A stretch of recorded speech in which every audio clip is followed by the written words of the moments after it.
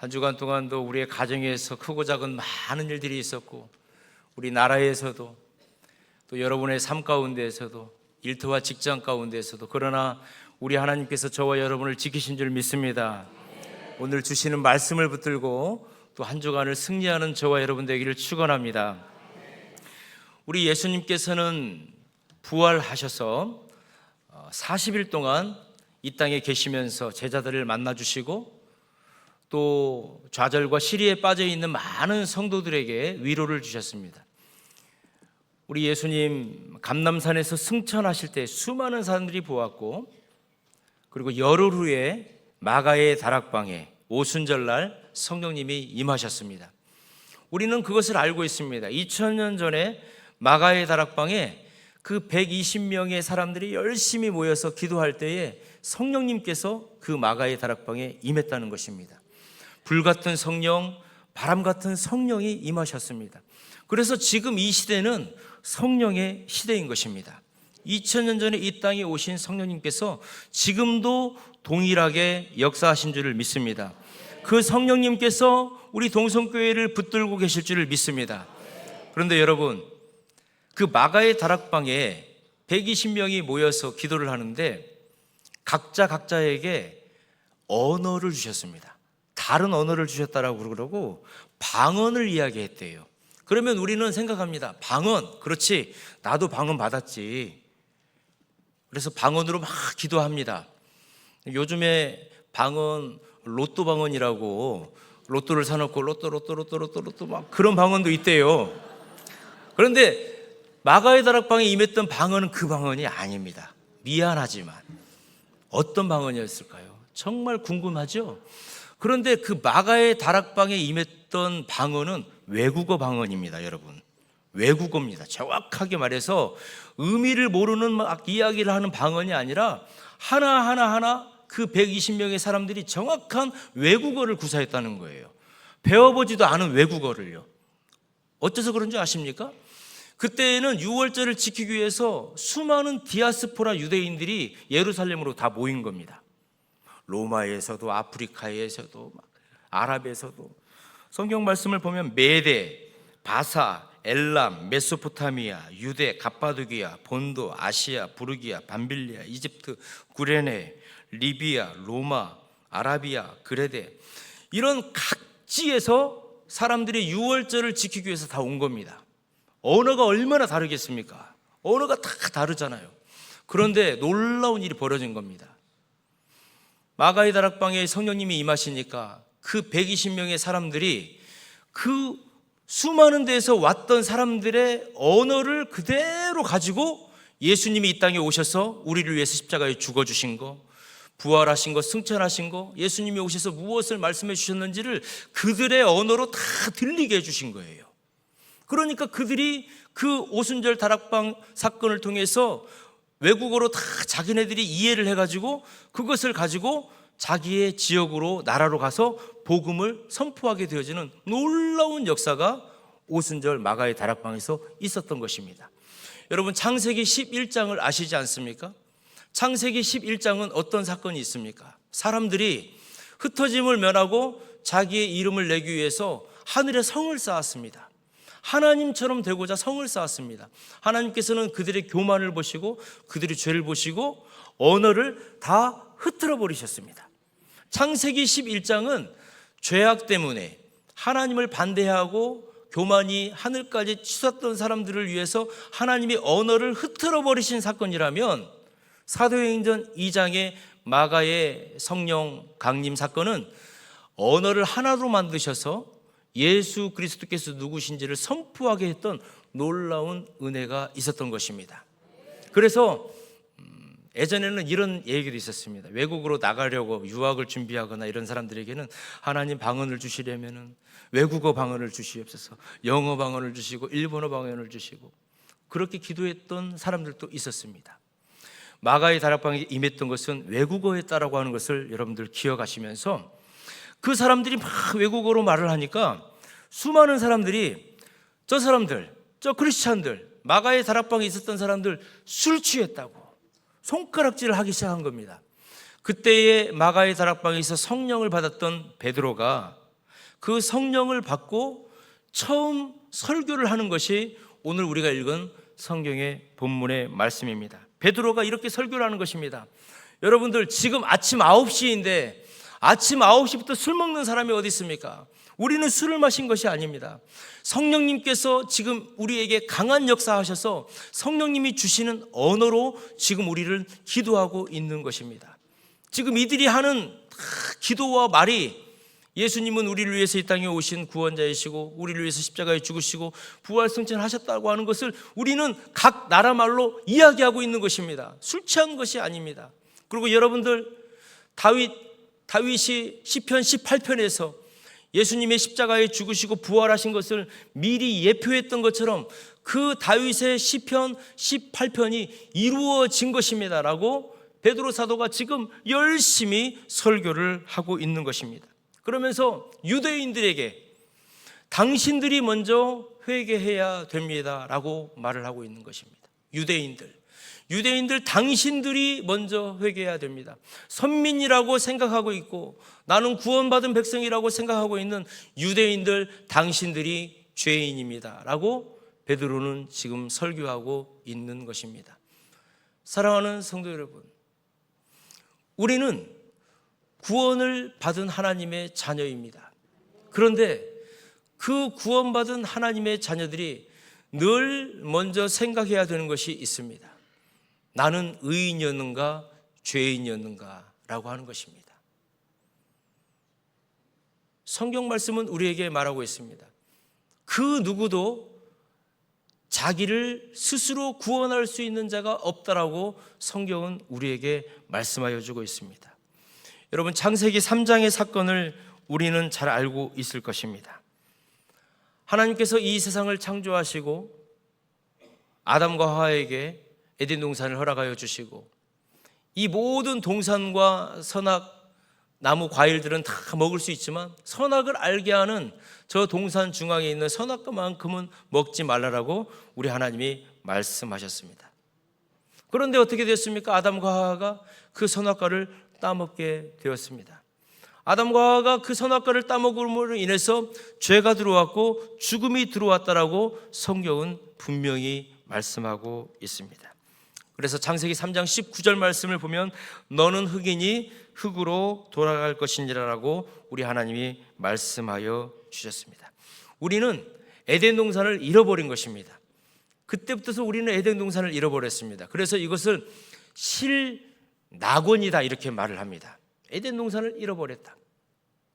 요즘에 이제 장례 문화가 굉장히 발달이 됐습니다. 그래서 장례 대형 업체들의 이름이 참 많이 있는데 제가 어떤 장례 대형 업체를 보고 참 재미있었습니다.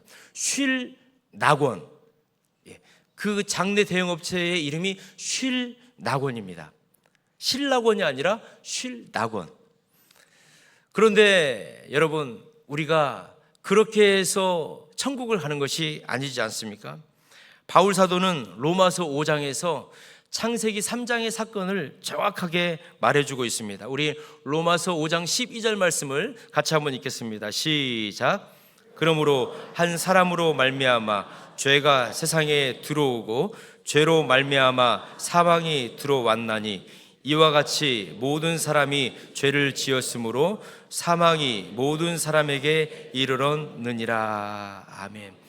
아담 한 사람으로 인해서 죄가 들어왔고 죽음이 들어왔다는 것입니다. 그것은 아담 한 사람으로만 끝나는 것이 아니라 온 인류의 죄요, 온 인류의 죽음이다라고 지금 성경은 우리에게 말하여 주고 있는 것입니다. 이것을 교리적으로 원죄다 이렇게 말을 합니다. 원죄. 여러분, 아주 맑고 깨끗한 샘이 있다라고 한번 생각을 해보십시오. 그 샘물을 먹으면 누구나 힘이 나고 기분이 좋아집니다. 그런데 어느 날 어떤 사람이 와가지고 이 샘에다가 독극물을 이렇게 몇 방울을 떨어뜨리려고 생각을 해보십시오. 눈에 보이지는 않지만 이미 그 샘이 엄청난 독극물에 의해서 오염이 되었습니다. 그 독극물이 그 샘의 근원지까지 들어가 버린 겁니다. 그래서 물방울이, 어떤 물방울은 농도가 너무 심해가지고 먹으면 바로 죽는 물방울도 있고, 어떤 물방울은 그 독극물에 그 염도가 좀 작아가지고 먹어도 바로 죽지는 않는데 좀 지나면 죽을 수밖에 없는 그런 위험한 일이 처해지게 된 것입니다. 마치 아담과 하와의 죄가 그렇다는 것입니다. 그 죄가 우리의 본성 깊은 곳까지 들어와서 우리의 이성, 또 생각하는 것, 감정, 그 모든 것에 그 죄의 본성이 스며들어 있다는 것입니다. 칼빈은 이것을 전적 타락이다 이렇게 말을 하고 있는 것입니다. 어떤 물방울은 독극물 농도가 진해가지고 그냥 하나만 먹어도 치명적이지만, 또 어떤 물방울은 농도가 옅어가지고 그냥 먹어도 바로 죽지는 않습니다. 마찬가지로 어떤 죄는 눈에 띄어가지고 큰 죄라서 바로 죽을 것 같은 그런 죄도 있지만, 어떤 죄는 너무나 작아가지고 우리가 그 죄를 지어도 이게 죄인지 죄가 아닌지 분간하지 못할 때도 있다는 것입니다. 그러나 중요한 것은 그 죄를 우리 스스로는 정화시킬 수 없다는 것입니다. 외부로부터, 하나님의 전적인 은혜와 능력으로부터 그 죄가 소멸되어야만이 우리의 근본적인 죄를 용서받을 수 있다는 것입니다. 이것이 우리 예수님께서 이 땅에 오셔서 죄와 죽음의 권세들을 다 예수님의 십자가의 대속으로 갚아주시고, 예수님이 죽어주심으로 인해서 우리에게 생명을 주신 구원의 교리인 것입니다. 이것을 바울 사도는 알았기 때문에 사람은 혼자 스스로 죄 가운데에서 구원함을 얻을 수 없는 존재임을 로마서 3장 10절에서 말씀하고 있습니다. 우리 한 목소리로 같이 한번 읽겠습니다. 시작. 기록된 바 의인은 없나니 하나도 없으며, 11절. 깨닫는 자도 없고 하나님을 찾는 자도 없고, 12절. 다 치우쳐 함께 무익하게 되고 선을 행하는 자가 없나니 하나도 없도다. 바울 사도는 지금 이것을 이스라엘 백성들에게, 로마의 백성들에게 말을 했고, 베드로 사도도 오늘 본문 말씀을 통해서 그들은 누구입니까? 바로 유대인들입니다. 유대인 당신들도 영원히 죽을 수밖에 없는 죄인이요 죽을 수밖에 없는 사람입니다 라고 하는 것을 지금 베드로가 말하고 있는 것입니다. 그러면서 베드로는 무엇을 요구하고 있습니까? 회개를 요구하고 있는 것입니다. 당신들이 먼저 회개해야 됩니다. 유대인들, 당신들이 먼저 회개해야 됩니다. 당신들이 얼마 전에 그 예수님을 십자가에 못 박아 죽게 하신 사람들이 아닙니까?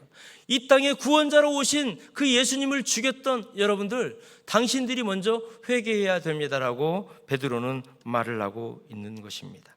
사랑하는 성도 여러분, 모든 사람은, 모든 인류는 회개해야 될 죄인이요 죽을 수밖에 없는 죄인이요 심판받을 수밖에 없는 죄인인 것을 베드로 사도는 말하고 있습니다.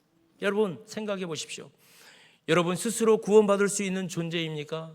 아니면 죽을 수밖에 없는 죄인이었습니까? 우리는 먼저 그것을 인식해야 되는 것입니다. 그러면 그 죄인이 어떻게 죄사함을 받을 수 있을까요? 어떻게 구원을 받을 수 있을까요? 베드로는 그 설교를 계속 이어나갑니다. 두 번째로 회개와 세례를 통한 죄사함을 받을 것을 말씀하고 있습니다. 38절 말씀을 우리 한 목소리로 같이 한번 읽겠습니다. 시작. 베드로가 이르되 너희가 회개하여 각각 예수 그리스도의 이름으로 세례를 받고 죄사함을 받으라. 그리하면 성령의 선물을 받으리니. 여러분, 회개는 개인적인 행위입니다. 그렇죠? 회개는 내가 하는 것입니다. 그런데 세례는 공적인 겁니다. 공적인 거. 베드로는 지금 무엇을 말하고 있습니까? 회개하여 예수 그리스도의 이름으로 세례를 받아라. 그리고 죄사함을 받으라. 지금 베드로는 순차적인 과정을 우리에게 말해주고 있습니다. 첫 번째가 뭡니까? 내가 죄인임을 알고 회개해라. 그리고 세례를 받아라. 그러면 죄사함을 얻게 될 것이다. 지금 베드로가 오순절 성령 강림 이후에 첫 번째 설교 때 이것을 말하고 있습니다. 정말 이 회개에 대해서 많은 사람들이 얘기했습니다. 사도 요한은 요한 1서 1장 9절에서 이렇게 말하고 있습니다. 우리 같이 한번 읽겠습니다. 시작. 만일 우리가 우리 죄를 자백하면 그는 미쁘시고 의로우사 우리 죄를 사하시며 우리를 모든 불의에서 깨끗하게 하실 것이요. 사도 요한은 개인적인 회개에 대해서 지금 이렇게 말하고 있습니다. 우리 세례 요한도 어떻게 했습니까? 예수님이 오실 길을 예비했던 세례 요한도 마태복음 3장 2절에 보면 회개하라 천국이 가까웠다 이렇게 말하고 있습니다. 우리 예수님은 어떠셨습니까? 공생에 처음 시작하시면서 회개하라 천국이 가까웠다 이렇게 말씀하셨습니다. 이사야 1장 18절 말씀 우리 한 목소리로 같이 한번 읽겠습니다. 시작.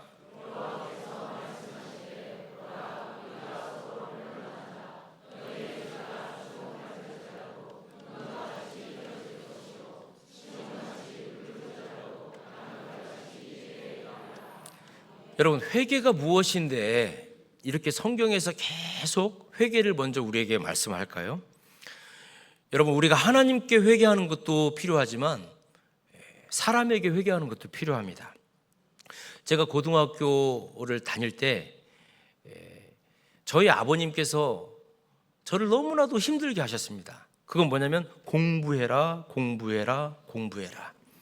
제가 어느 날 그 수학 정석 책이라고 아마 아실 겁니다. 그 두꺼운 책인데 그 책을 들고 가다가 누워 계시는 아버님 얼굴에다가 떨어뜨려 버렸습니다.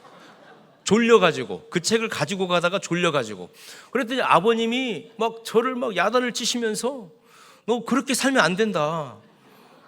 막 얼마나 꾸중을 하시는지. 그래서 제가 이제 공부방으로 가가지고 문을 탁 걸어 잠그고 기도를 했습니다. 하나님, 우리 아버지 아프게 해주세요.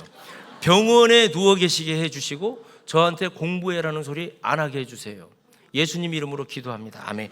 정말 얼마나 간절히 기도했는지 모르겠습니다. 그런데 저는 잊어버렸습니다. 그 기도를 잊어버렸습니다. 근데 제가 20대 후반 거의 30이 되었을 때에 저희 아버님께서 목회를 하시다가 쓰러지셨습니다. 현직에서. 그래가지고 의식이 없으셔가지고 중환자실로 딱 들어가신 거예요. 저희 어머님께서도 병간을 하시다가 이제 제가 시간이 되어서 아버님 옆에서 병간을 하는데 의식이 없으시죠?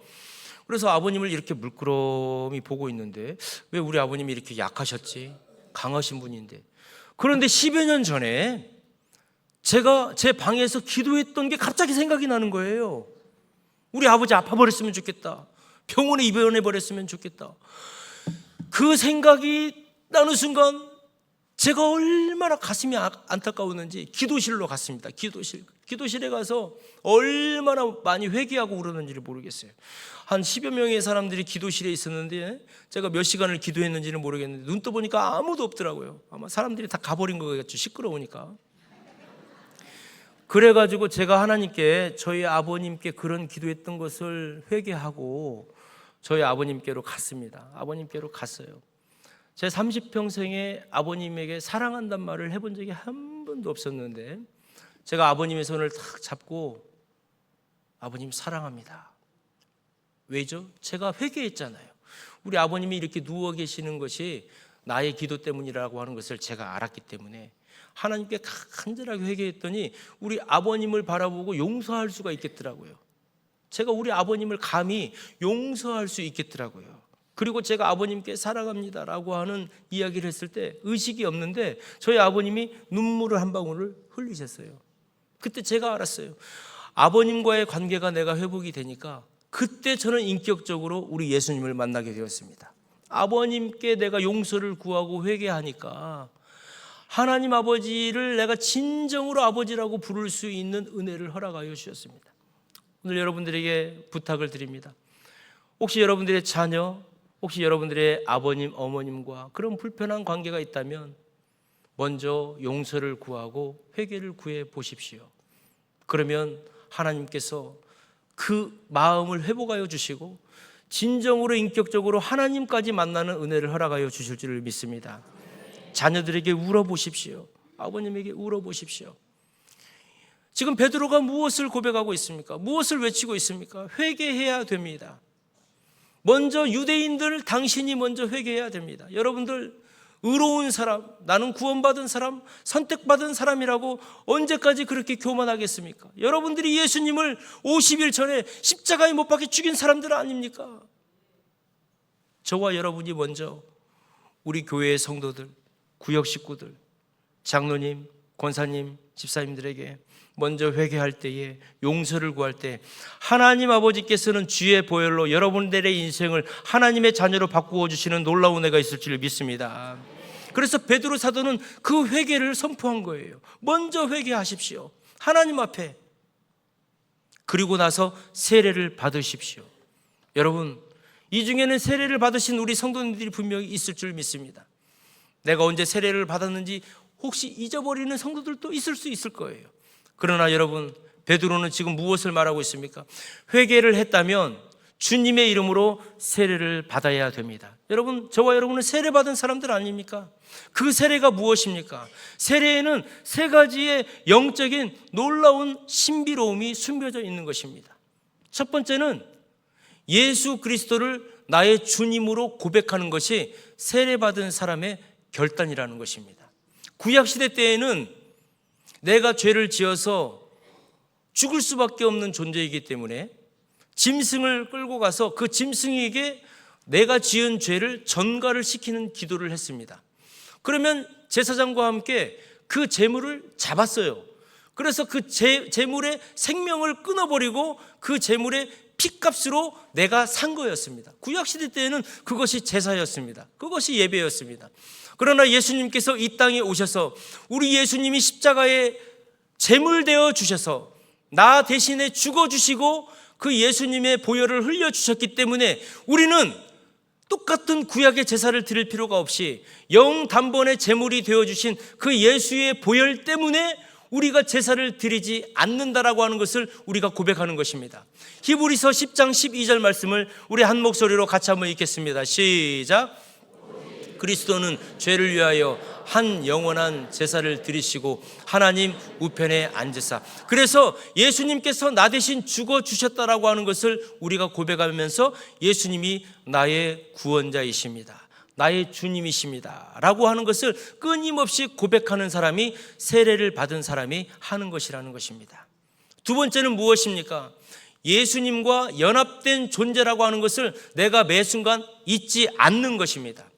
예수님이 나를 위하여 십자가에 죽으실 때 나도 예수님과 함께 십자가에 죽었고, 예수님이 부활하실 때에 나도 예수님과 함께 부활했다. 그래서 그 예수님의 영생이 내 안에 있기 때문에 지금도 나는 주님과 연합된 존재다. 그리고 원래 침례를 받았을 때에 물속에 들어가서 예수님과 함께 죽고 물속에 나오면서 내가 예수님과 함께 살았다라고 하는 그 연합의 증표가 바로 세례인 것입니다. 사랑하는 성도 여러분, 우리가 세례를 받은 사람임에도 불구하고 하나님의 말씀 안에 나의 한 발을 들여놓고 세상 가운데 나의 한 발을 들여놓고 있는 사람들이 있습니까? 그렇다면 우리는 과감하게 그 세상의 발을 우리는 들어 올려서 하나님의 존전으로 우리의 양쪽 발을 옮겨 놓아야 될 줄 믿습니다. 죄된 가운데 은밀한 죄를 즐기고 있다면 우리는 과감하게 그런 것들을 끊어내야 하는 것입니다. 중독의 죄, 은밀한 죄, 나만이 아는 죄가 있다면 주님, 나는 주님께 세례를 받아 연합된 자입니다. 나는 언제든지 주님 앞에 서 있습니다. 여러분, 죄된 삶 가운데 돌아와 보십시오. 그러면 우리 하나님께서 더 없는 축복으로 저와 여러분들을 인도해 주실 줄 믿습니다. 하나님이 알고 세상의 사람들이 알기 때문에 그렇습니다. 오히려 여러분들의 담대한 신앙인으로서의 그 정체성을 보여줄 때 사람들은 여러분들을 신뢰하고 여러분을 하나님의 자녀로 축복해 줄 줄 믿습니다. 세례의 세 번째 의미는 무엇입니까? 공동체의 일원이 되는 것입니다. 동성교회의 일원이 되는 거예요. 그래서 권리와 의무를 가지고 이 교회를 지켜내는 것입니다. 권리는 무엇입니까? 재주회라든지 공동의회를 통해서 우리 교회가 달려갈 방향의 길을 함께 제시하는 것입니다. 의무는 무엇입니까? 구원받은 내가 주일날이면 함께 나와 거룩한 공동체의 예배를 드리는 이 성전 예배를 드리는 것, 11조 예물을 드리는 것, 기도의 시간에 함께 기도하는 거, 헌신하는 거, 섬기는 거, 이것이 바로 세례를 받은 사람, 공동체 이론으로 들어간 축복인 줄 믿으시기를 바랍니다. 베드로는 지금 그것을 말하고 있습니다. 회개하십시오. 그 회개는 우리가 오히려 하나님 앞에 기뻐하며 즐거워하며 모든 것들을 하나 되게 하실 수 있는 은혜의 선물입니다. 그리고 세례를 받으십시오. 그리고 죄사함을 구하십시오. 그러면 성령의 선물을 주십니다라고 베드로는 말하고 있습니다. 여러분, 저와 여러분은 우리 하나님 앞에 죄를 매일매일 고백하는 회개의 삶을 살고 있는 줄 믿습니다. 저와 여러분은 예수 그리스도와 성령의 이름으로 세례를 받은 사람입니다. 그렇다면 오늘 이 시간 우리 성령님의 선물을 받으신 줄 믿으시길 바랍니다. 그런데 여러분, 여기에서 중요한 것이 있습니다. 성령의 선물은 성령의 은사가 아닙니다. 가르치는 은사, 찬양의 은사, 섬기는 은사를 말하고 있는 것이 아닙니다. 성령의 선물은 무엇입니까? 우리 40절 말씀, 본문 40절 말씀을 우리 한 목소리로 같이 한번 읽겠습니다. 시작.